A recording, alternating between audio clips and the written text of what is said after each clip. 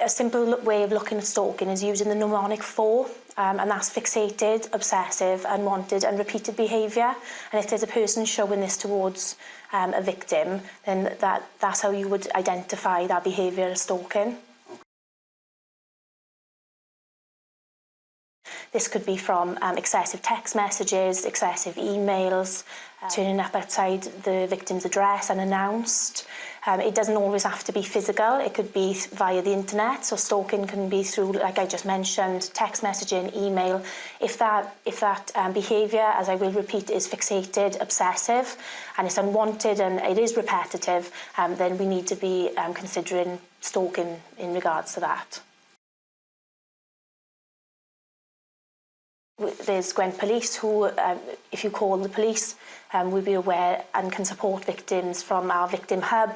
And we also have, if it is domestic abuse related, we have domestic abuse safeguarding teams, assertive outreach teams that can support victims.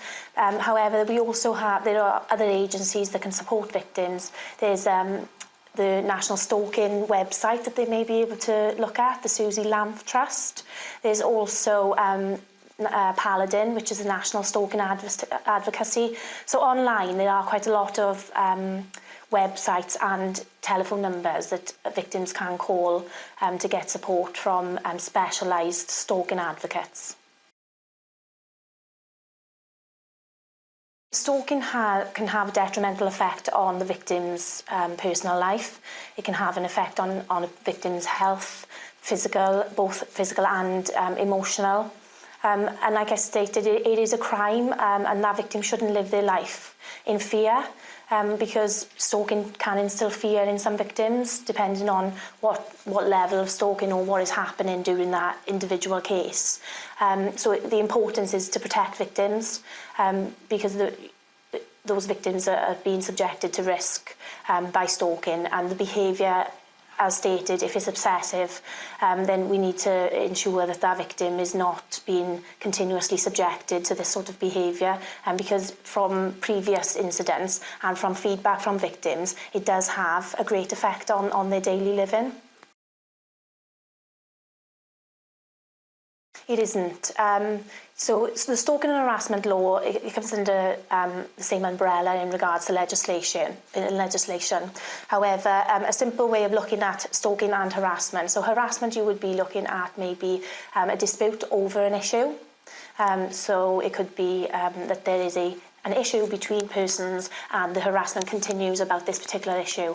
However, with stalking, as again I will repeat, it is fixated, obsessive, unwanted and repeated, and it's the fixation and the obsession of the perpetrator that would identify that behaviour as stalking.